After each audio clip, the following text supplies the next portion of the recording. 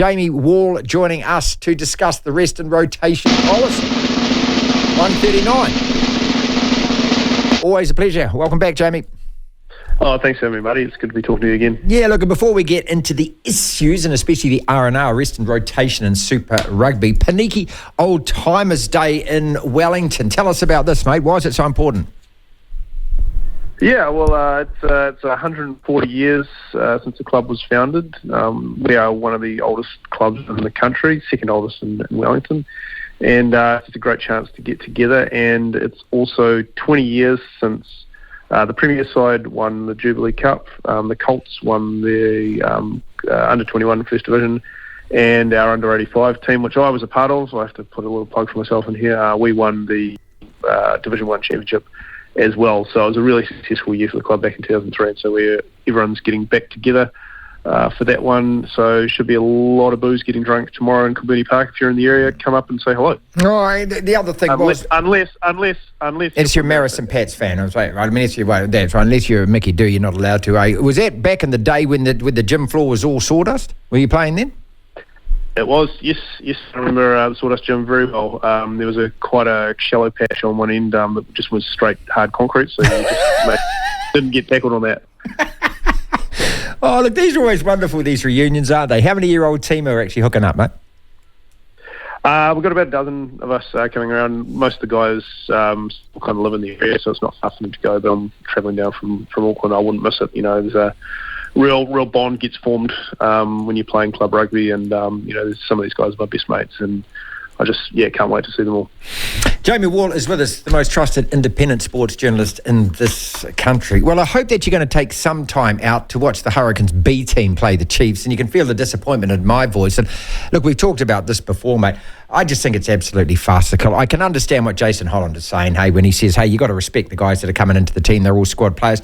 But Jamie, this is entertainment. Yeah, this is rock and roll on a rugby field. You're meant to be selling the sport, and that means playing your biggest, brightest stars in the best games. And resting Jordie and Ardie this weekend after they played last weekend, it doesn't make any sense to me. No, well, I mean, I think this one, you mentioned we've talked about this before. I think it might have been 3 or 4 times this season about this very issue. This one makes the least sense out of all of them, because the Hurricanes really kind of need to win this game. Yeah. And to get a home playoff, because if you look at the history of Super Rugby, that no one outside the top 4 or even the top 2 actually wins this tournament, this competition. So for them to effectively kind of go in half-cocked, because I don't think they're trying to tank the game, and they have. They've just kind of mismanaged it just a little bit. Like, I just wonder why Ardie played against Moana Pacific last week. Like that doesn't make any sense at all. Like, I know Moana were coming off a very, running the Blues very close, and the Hurricanes might have been a little bit worried about the game. But like, surely, if you're the Hurricanes coaching staff, you're looking at these last 3 games they've got, because they had a very friendly run-in to start the season. That's why they were sitting top of the table for a while there. But the end of the season is really difficult for the Hurricanes. So I just would have thought they would have managed this better a little bit. Like, never mind the wider picture about why they're doing this in the first place. I think the real question here is why they picked this game out of all of them to rest their 2 best players. Put your All Black selectors hat on for a second here. And, we know that this is whoever decided on this policy, whether it's the Players Association, whether it's a combination of both, whether the All Black selectors have, the big evil hand in this and they're moving the chess pieces around the board. But when we've got a quarter semi-final and a final of a Rugby World Cup to win in the space of 15 days, prior to that, you've got another test match. The last round robin game is against Uruguay, I think it is. Before that is Italy. You've got to actually play the team that you want to win the knockout games to get the combinations right. What I'm trying to get to here is, if I'm Ian Foster, I'm going, I need to see whether these guys are capable of going back to back to back to back. Are they or not? Why the hell wouldn't this be the best test of all of those players to actually get them playing these particular games right now? Yeah, I 100% agree. I don't really have much to add to that. I mean, I don't really know how a game in May is going to affect how you play in October. I feel like and I'm being very cynical here, I'll admit this, and I'm willing to sit down with these people and have a good chat and have it explained to me, and I'm willing to go into that conversation with an open mind. But I think that the culture of high performance has kind of infected the way that we're running this game at the moment, and we've got to a point where just because someone has said, pulled out a spreadsheet and said, we think that giving them a week off here and there in Super Rugby is going to make them play better in October. I just don't buy that. I don't get it at all. How you can justify that. And you're right. I want to be seeing these guys be playing in these tough games right now. Like the Hurricanes versus the Chiefs are two teams that could potentially, you put them in other jerseys and they'd be test playing nation teams, if you know what I mean. And I want to see them playing against each other right now, not just for the entertainment factor, but you're right, for the fact that I want to see how they perform under pressure, like what they do in pressure situations. This game may well come down to goal kicking, or a clutch line out in the 22, or a goal line stand, or something like that. And it's things like that make me go, yep, okay. Now I've seen this guy do that, and I've seen those guys do this, and I can think confidently, we've got a good chance of winning the World Cup. But if we don't see it, then who knows? Two topics to finish with, and we always thank you so much for your time, mate. Brad Weber is leaving. He's off to Europe at the end of the year. Just another one in a long line of names. It's no great surprise. I mean, we've expected this at the end of a World Cup cycle. This is what happens. Do you believe that he would make the World Cup squad on current form? If not, who are your three halfbacks?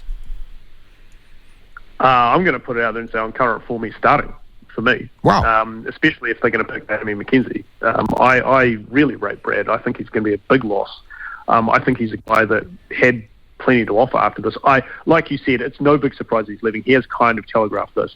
To me, though, I think a very interesting thing is where he's going, because he's going to Stade Francais, who are obviously the big spending Parisian club, and it's no sort of surprise that they'd splash the cash for him all the way.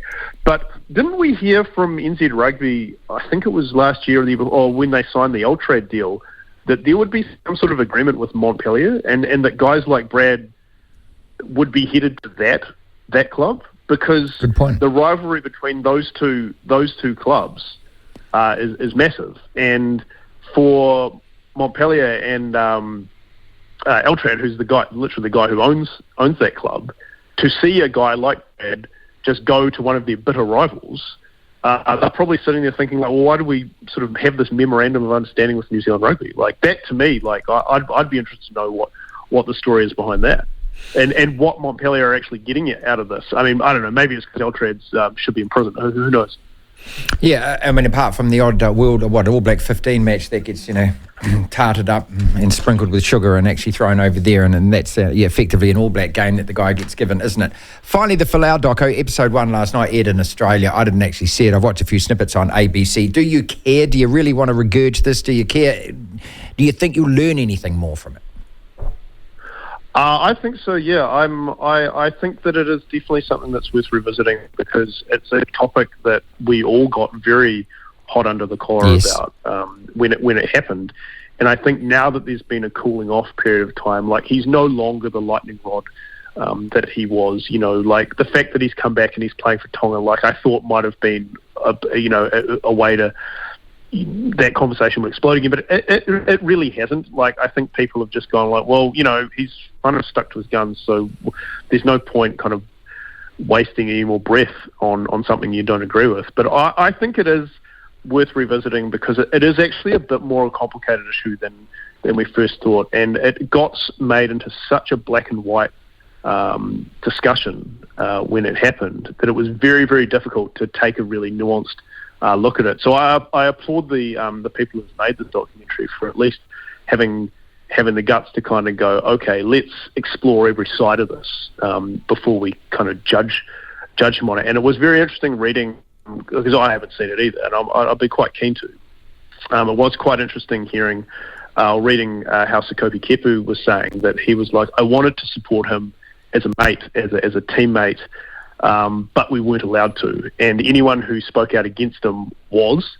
And I think that, while I don't agree with what he said at all, and I think that sort of justice was served when he was sort of forced out of the game. Like, I don't think you can really keep a guy on like that.